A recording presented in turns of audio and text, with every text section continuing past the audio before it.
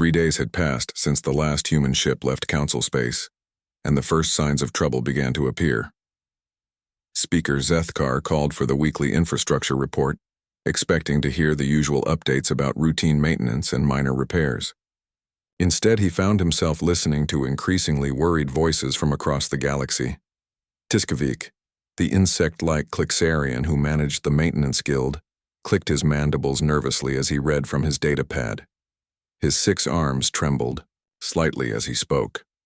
17 major space stations were reporting complete system failures. The fusion reactors that powered mining platform Delta 9 had shut down during the night, and no one could figure out how to restart them. The automated systems that normally handled such problems were displaying error messages in languages that no one could read. The speaker's reptilian features showed his confusion. These systems had worked perfectly for decades.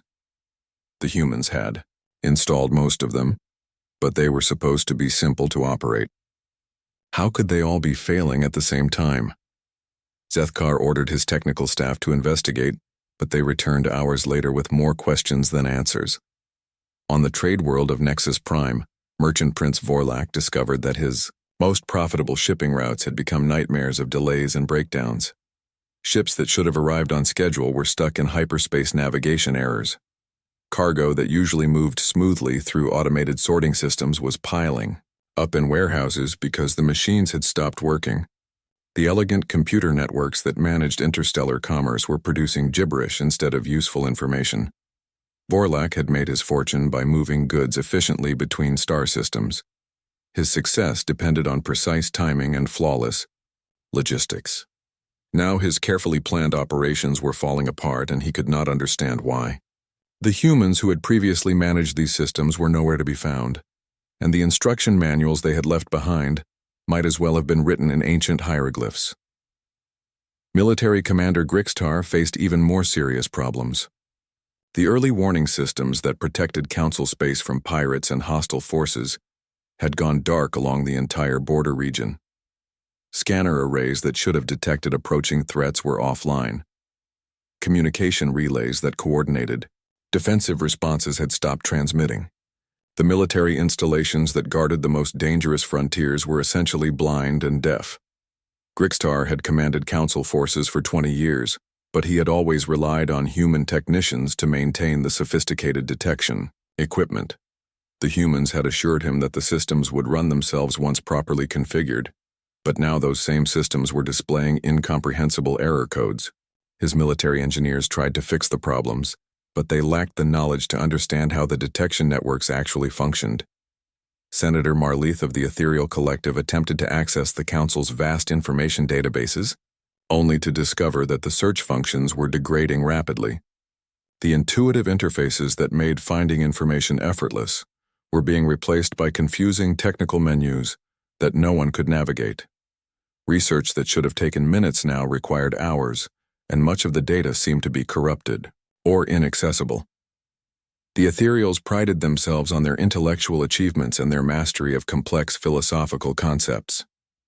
But the practical knowledge needed to maintain computer systems was apparently beyond their capabilities. Marleith realized with growing concern that the humans had not just operated these networks, they had designed and built them from the ground up. Back on Earth, Admiral Lisa Grant reviewed reports from human intelligence operatives who had remained hidden throughout Council space. The news was exactly what she had expected. The aliens were experiencing widespread technical failures, but they still believed these were isolated incidents. They had not yet understood that all of their problems shared a common cause. The Admiral met with President Hayes in the secure command center beneath the capital city. The President looked tired, but satisfied, as he read the incoming reports. 40 years of human effort had built the technological foundation that supported galactic civilization, but the other species had never bothered to learn how any of it worked. They had been content to give orders while humans did the actual work. Dr. Amy Carter was now safely back in her laboratory on Earth, analyzing data from sensors that humans had secretly placed throughout Council space before their departure. The information painted a clear picture of rapidly spreading system failures. Agricultural networks were shutting down on farming worlds. Medical equipment was malfunctioning in hospitals across dozens of species. Transportation systems were grinding to a halt as navigation computers failed. Amy had tried for years to train alien assistants in her research methods, but they had shown little interest in learning the details. They preferred to focus on the exciting discoveries while leaving the tedious technical work to humans. Now those same aliens were discovering that scientific research required much more than just good ideas. It needed practical skills, attention to detail, and understanding of complex systems that took years to master. The cascade of failures was spreading faster than anyone had anticipated. Each broken system affected others that depended on it. Communication networks that relied on quantum relay stations could not function when the relay stations went offline. Trade routes that depended on automated logistics systems collapsed when the computers stopped working. Military defenses that required coordination between multiple installations became useless when the coordination systems failed. Council members began holding emergency meetings to discuss the growing crisis, but they could not agree on solutions because they did not understand the problems. The Vorthak wanted to blame manufacturing defects. The Clixarians suggested that saboteurs were attacking their infrastructure. The Ethereals proposed that solar radiation was interfering with electronic systems. None of them considered that their troubles might be connected to the missing humans. The few council members who did suggest that human absence might be relevant were dismissed by their colleagues. After all, humans were just technicians and laborers. How could their temporary departure cause such widespread problems? The important work of governing and managing galactic civilization was done by the superior species who held leadership positions. Humans were replaceable workers who could be hired back when they finished whatever minor dispute had caused them to leave. As the fourth day ended and the fifth day began, more systems failed across council space. The problems were no longer isolated incidents but a growing wave of technological collapse that threatened the foundation of galactic society. The species that had built an empire spanning thousands of star systems were discovering that they had forgotten how to maintain the technology that made their empire possible. The humans who had quietly departed were proving to be far more important than anyone had realized. But it would take much more than a few days of equipment failures before the proud leaders of the Galactic Council would admit that they needed help from the species they had always considered inferior. The morning started like any other in the great halls of the Galactic Council. Thousands of beings from across the galaxy filled the massive chamber, their voices creating a buzz of different languages and sounds. The tall reptilian Vorthak stood, near their seats, discussing trade deals with clicking insect-like Clixarians. The floating ethereal beings drifted above the crowd, their blue forms glowing softly as they talked about philosophy and art. In the back rows, small groups of other species argued about mining rights and shipping routes. But something was different today, though most beings did not notice it yet.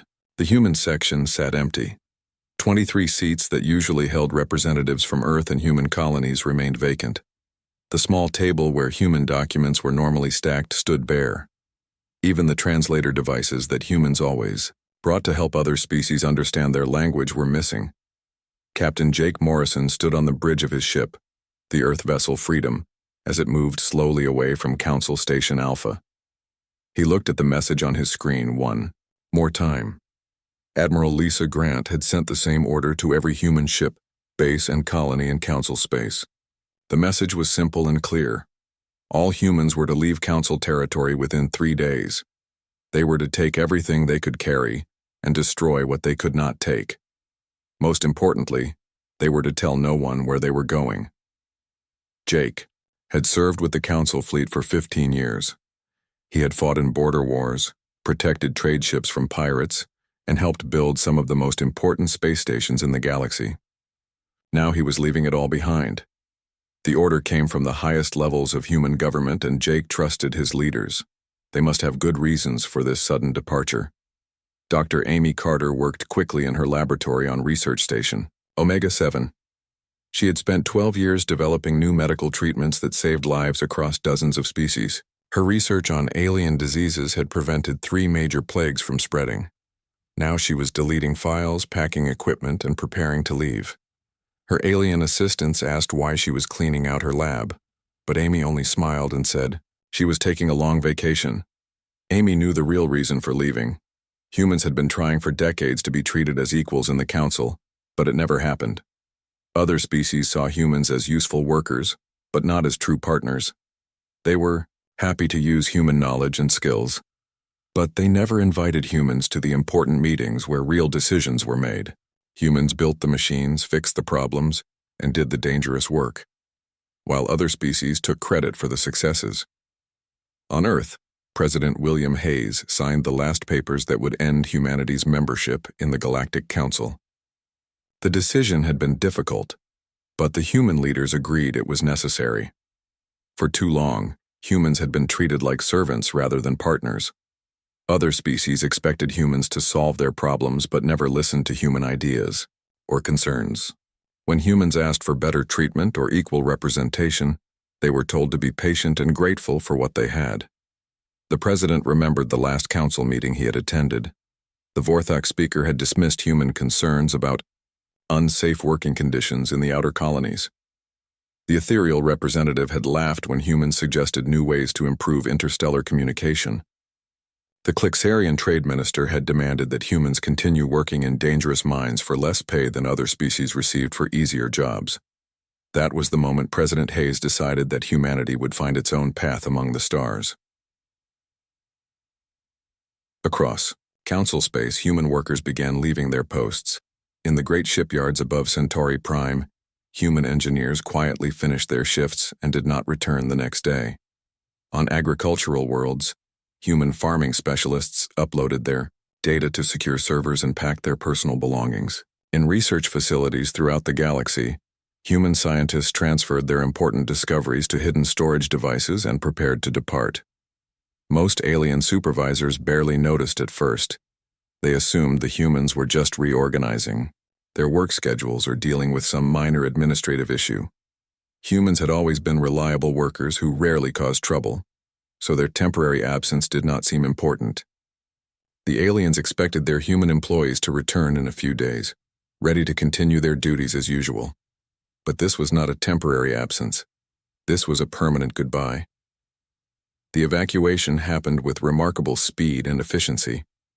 Human ships appeared at colonies and stations throughout council space, loaded with supplies and transport containers. They docked, collected human personnel and equipment, and departed within hours. The humans had planned this operation carefully, using secure communication networks that other species could not monitor. Speaker Zethkar of the Vorthok Empire noticed the empty human seats during the afternoon council session, but he was not concerned. Humans often missed meetings when they were busy with technical work or research projects. He assumed they would return tomorrow or the next day, with reports about whatever problem they were solving. The speaker continued with the day's agenda, discussing new trade agreements and territorial disputes between member species. Other council members were equally unconcerned about the human absence. The ethereals were focused on their latest philosophical debates. The Clixarians wanted to discuss expansion of their mining operations. The various military species argued about patrol routes and defense strategies. None of them thought to ask where the humans had gone or why they were not participating in the discussions. As the third day ended, the last human ships left council space. They carried not just people, but also critical knowledge, technical expertise, and years of accumulated experience. The humans took with them the understanding of how countless systems worked, how complex problems could be solved, and how to maintain the technology that kept galactic civilization functioning. The Galactic Council continued its business as usual, not knowing that the foundation of their modern society had just walked away. The beings who had built their computers, maintained their space stations, designed their medical equipment, and solved their technical problems were gone. But the council members were too busy with their political games and trade negotiations to notice that something fundamental had changed. In just 72 hours, humanity had quietly removed itself from the galactic community that had never truly welcomed them as equals. The humans were gone, and soon the galaxy would discover what it had lost. 2 weeks into the crisis, panic spread through council space like a plague. Emergency sessions that had once been orderly discussions of policy became shouting matches between desperate representatives. The elegant chambers where galactic civilization had been governed for centuries now echoed with accusations, blame, and growing fear as the scope of the disaster became undeniable. Speaker Zethkar stood before the packed emergency assembly, his reptilian features showing strain and exhaustion. The proud leader who had dismissed human concerns just weeks ago now faced the collapse of everything he had worked to build. His voice carried across the chamber as he addressed representatives from dozens of species, many of whom were dealing with crisis situations on their homeworlds. The human withdrawal had revealed dependencies that no one had understood or anticipated. Systems that had worked flawlessly for decades were failing in ways that seemed impossible to fix. The speaker called for immediate action to restore functionality and convince humanity to return to their obligations. But even as he spoke those words, he knew they revealed a fundamental misunderstanding of the situation. The military situation had become catastrophic. Admiral Keth Morris delivered his report to a council chamber that fell silent as he described the complete failure of their defensive capabilities. The shield generators that protected the core worlds from attack had shut down one by one. Adibamba, weapons targeting systems that made council fleets effective in battle, were producing random firing solutions that were more dangerous to friendly ships than to enemies. The Admiral's most shocking revelation was that humans had designed and built most of the military technology that the Council had used to maintain peace and order throughout the galaxy. The sophisticated sensors that detected incoming threats, the communication networks that coordinated fleet movements, the automated defense systems that protected vital installations. All of these had been created by the species that other Council members had considered too primitive for military leadership roles. Without human technicians to maintain and calibrate military equipment, Council forces were becoming helpless against even minor threats. Pirate groups that had been easily suppressed for years were now attacking merchant ships with impunity. Border conflicts that had been contained through superior technology were escalating as Council military advantages disappeared. The galaxy's most powerful military force was discovering that its power had always depended on human knowledge and expertise. In the medical sector, Dr. Yolandra faced a nightmare that grew worse each day. Hospitals throughout Council space were reporting equipment failures that put patients at immediate risk. Life support systems were shutting down during critical operations. Diagnostic equipment was producing false readings that led to incorrect treatments. Drug manufacturing systems were creating medications with unpredictable and sometimes dangerous effects. The human medical researchers who had developed breakthrough treatments for 17 major diseases had not simply discovered new drugs. They had created entirely new approaches to understanding how different species' biological systems worked. Their research methods, their analytical techniques, and their treatment protocols had become the standard for medical care throughout the galaxy. Dr. Yolandra tried to contact human medical specialists, but she discovered that they had all disappeared completely from Council space. The medical databases that contained decades of human research were protected by security systems that no other species could bypass. Even the basic equipment maintenance that kept hospital systems running had been performed by human technicians who were no longer available. The Council's desperation grew as they realized that replacing human expertise would not be a simple matter of hiring new workers. Other species had grown comfortable in their specialized roles over the centuries. The Vorthak had focused on politics and administration. The Clixarians had concentrated on mining and resource extraction. The Ethereals had devoted themselves to philosophy and artistic pursuits. None of them had bothered to learn the practical engineering and systems management that humans had quietly performed.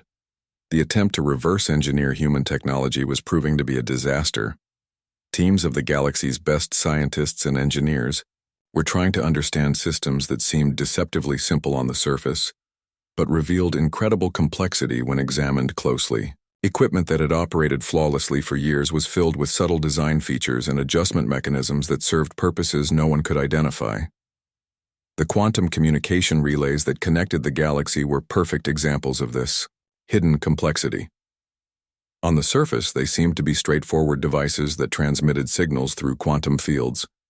but human engineers had built in thousands of small systems that compensated for gravitational variations, stellar interference, and quantum field fluctuations. Without these compensation systems, the relays quickly became useless, but other species could not figure out how the compensation worked or how to repair it when it failed.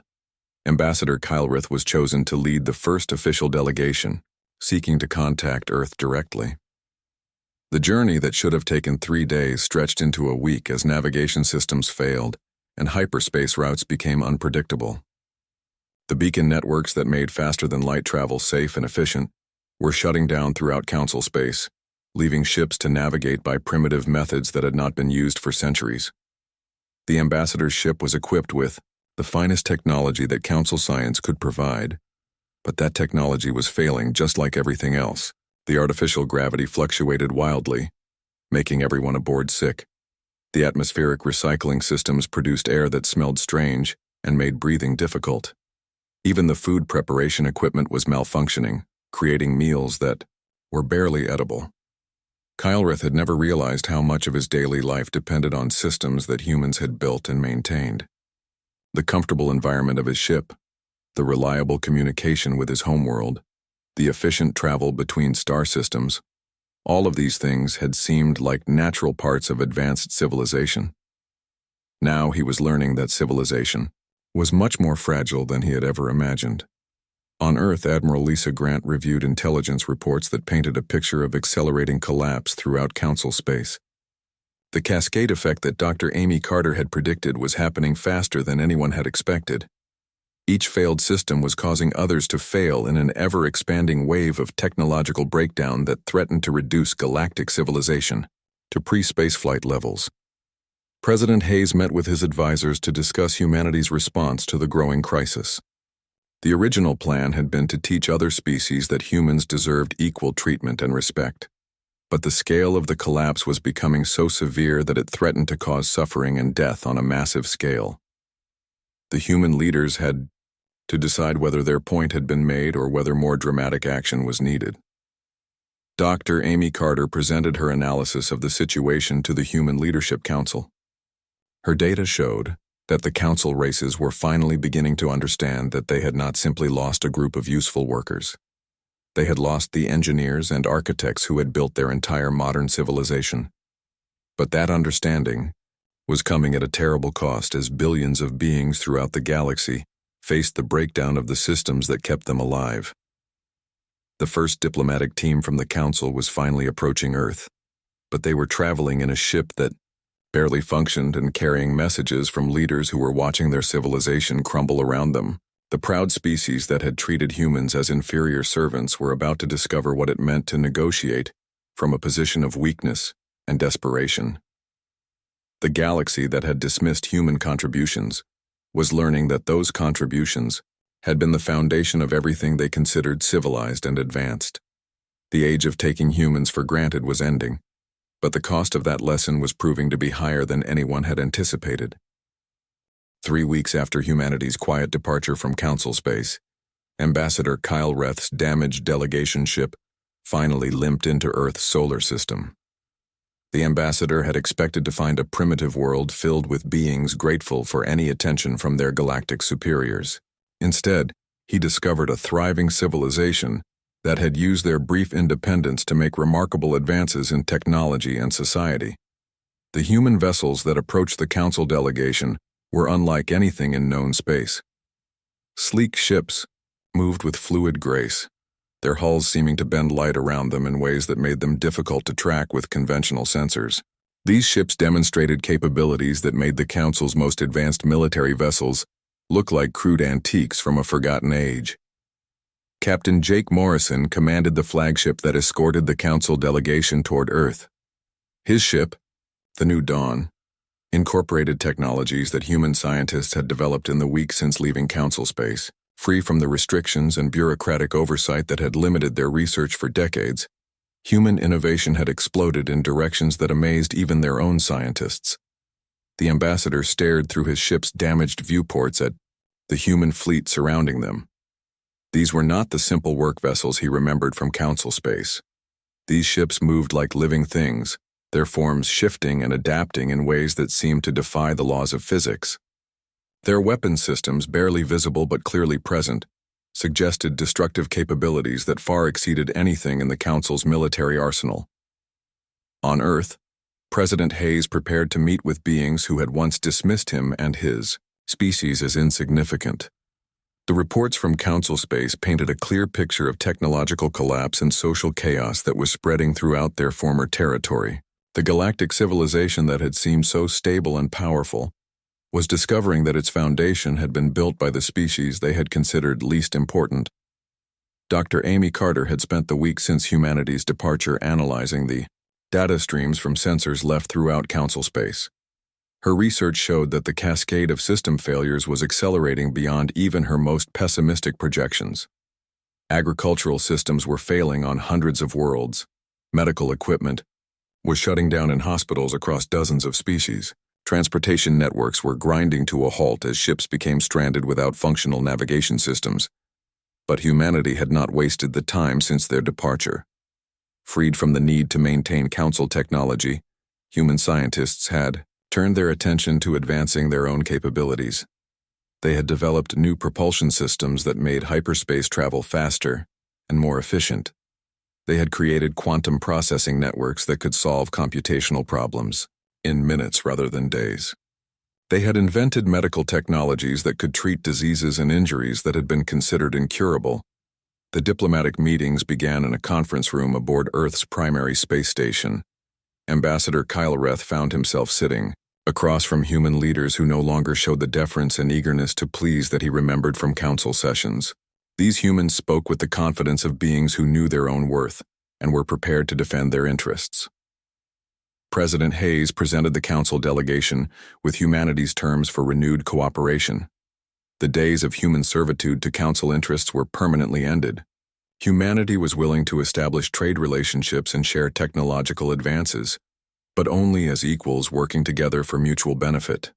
The old system where humans provided labor and expertise while other species made decisions and took credit was not acceptable. The ambassador tried to negotiate from his traditional position of authority, but he quickly discovered that the situation had changed completely. The humans across the table from him were not desperate refugees seeking Council protection. They were representatives of a civilization that had proven it could thrive independently, while their former partners struggled with basic survival. Admiral Lisa Grant made the military realities clear to the Council delegation. The defensive systems that had protected Council space for centuries were failing beyond repair. Early warning networks were offline throughout their territory.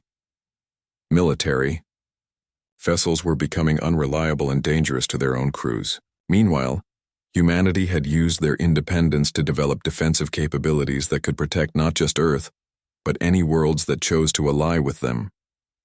The Admiral's presentation included demonstrations of human military technology that left the Council delegation speechless. Defensive shields that could turn away attacks that would destroy planets.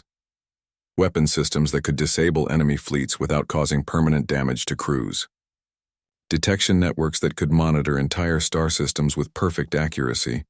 The humans had not just maintained their technological edge, they had advanced far beyond anything the Council had ever possessed. Back in Council space, Speaker Zethkar faced angry representatives from dozens of species whose worlds were sliding toward chaos and poverty. The Clixarian mining operations had shut down completely, leaving billions of workers unemployed and entire economies in ruins. Vorthok, trade routes were collapsing as ships became stranded or lost in hyperspace. Ethereal research stations drifted powerless and abandoned as their occupants evacuated to safer locations. The elegant galactic civilization that had taken centuries to build was crumbling in a matter of weeks. The sophisticated technology that had made their empire possible was revealing itself to be completely dependent on knowledge and skills that only humans possessed. Without human engineers to maintain the systems, without human scientists to solve the problems, without human workers to keep everything functioning, the Council's grand civilization was becoming a collection of primitive worlds struggling to survive. Dr. Amy Carter addressed the Council delegation via video link from her research facility on Earth. She explained that the current crisis was not the result of sabotage or deliberate destruction. The systems were failing because they had been designed to work with human oversight and maintenance. Without that human involvement, the natural wear and breakdown of complex technology was causing cascading failures throughout Council space. The humans had not built weaknesses into Council technology as some conspiracy theorists claimed. Instead, they had created robust systems that worked so well that other species never learned to maintain them properly. The aliens had become completely dependent on human expertise without realizing how deep that dependence ran. Now they were discovering that advanced technology required more than just the ability to operate controls and read displays. The final negotiations took place as reports arrived of complete governmental collapse on several Council worlds. The crisis had moved beyond technological failure to social and political breakdown, as billions of beings faced starvation, medical emergencies, and the loss of basic services that had kept their societies functioning. President Hayes offered the Council delegation a choice that was really no choice at all. Humanity was prepared to help restore essential systems and prevent a complete collapse of galactic civilization, but only under terms that recognized humans as equal partners, rather than subordinate servants. The age of human exploitation was over. The age of human partnership could begin, but only if the Council was prepared to abandon their assumptions about human inferiority. Ambassador Kylrith realized that he was not negotiating the return of useful workers to their proper places in the galactic hierarchy. He was witnessing the birth of a new order, where the species his people had dismissed as primitive had become the most advanced civilization in known space. The humans who had departed quietly had taken with them not just their labor and knowledge, but the keys to maintaining the modern galactic world. As the Council delegation prepared to return to their collapsing territory, with humanity's terms for partnership, the galaxy began to understand a fundamental truth that would reshape the future. The species they had treated as servants had been the masters all along. The beings they had considered inferior had built and maintained the foundation of their entire civilization. The humans had proven that they could thrive independently, while their former masters could not survive without them. The quiet departure had become a revolution that would change the balance of power throughout the galaxy. The age of human subservience was ending, and the age of human leadership had begun. 1 week after humanity's departure, the true scale of the disaster became impossible to ignore. The Galactic Council found itself meeting in continuous emergency sessions as reports of system failures poured in from across their territory. What had started as scattered technical problems had grown into a civilization-threatening crisis that no one seemed able to solve. The massive orbital shipyards above Centauri Station had ground to a complete halt.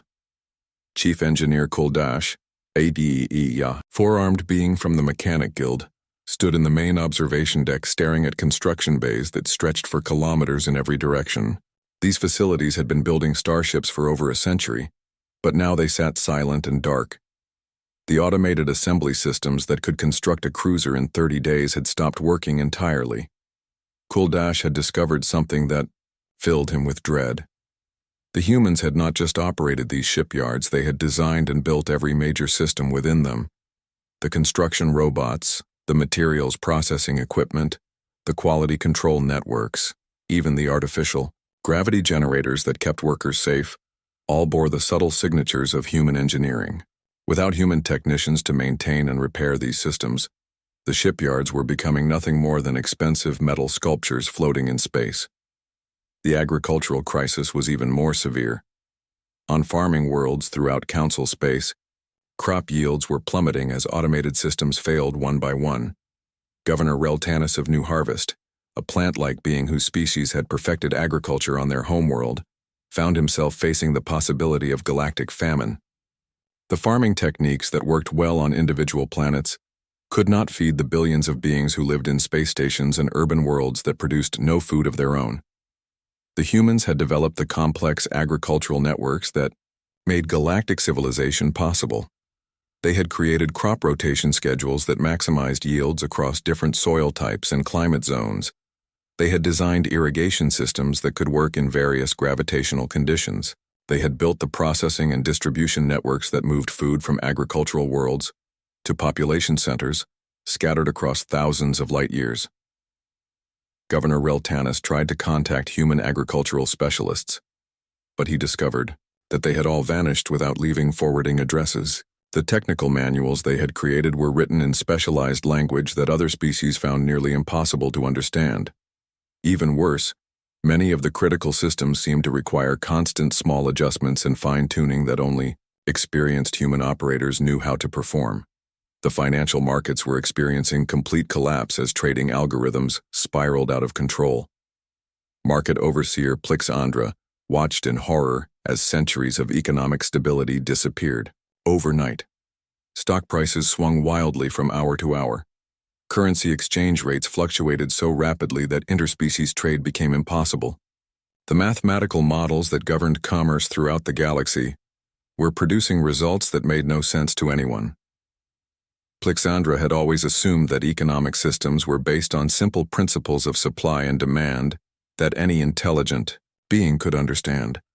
She had never realized that the smooth operation of galactic markets depended on incredibly complex computer programs that analyzed millions of variables simultaneously.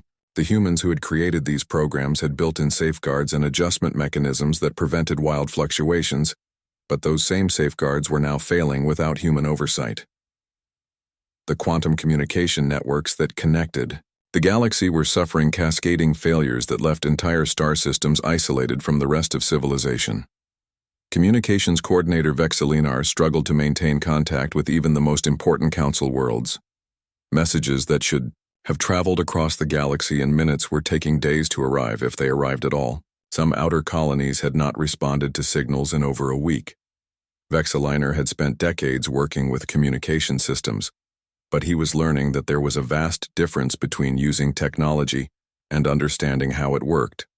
The quantum relay stations that made faster-than-light communication possible were marvels of human engineering that required constant calibration and maintenance. Without human technicians to monitor and adjust the quantum field generators, the entire network was slowly dissolving into static and interference.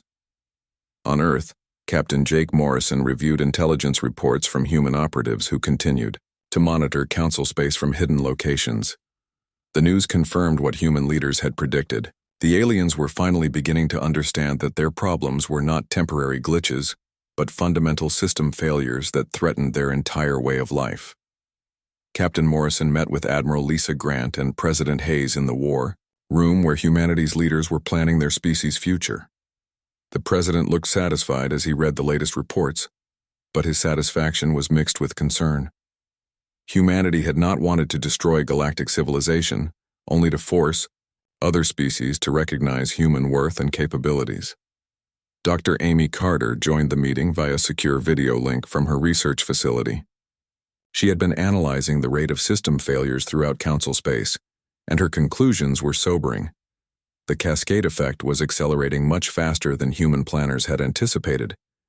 The interdependent nature of galactic technology meant that each failed system caused others to fail, creating a domino effect that was spreading throughout council territory. Amy explained that humans had not deliberately built vulnerability into council systems. Instead, they had created robust, efficient networks that worked so well that other species never learned to maintain them. The aliens had become completely dependent on human expertise without realizing it. Now that expertise was gone, and the systems were failing simply because no one else knew how to keep them running. The military situation was becoming desperate as defense systems failed across council space. The early warning networks that detected hostile ships had gone dark. The automated defense platforms that protected major trade routes were shutting down. The coordination systems that allowed council fleets to work together were producing garbled communications and conflicting orders. Admiral Keth Morris, the council's supreme military commander, found himself commanding forces that could barely communicate with each other, much less coordinate complex operations.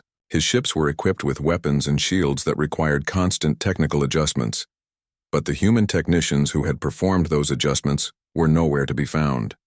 Equipment that had seemed simple to operate was revealing layers of complexity that other species had never suspected.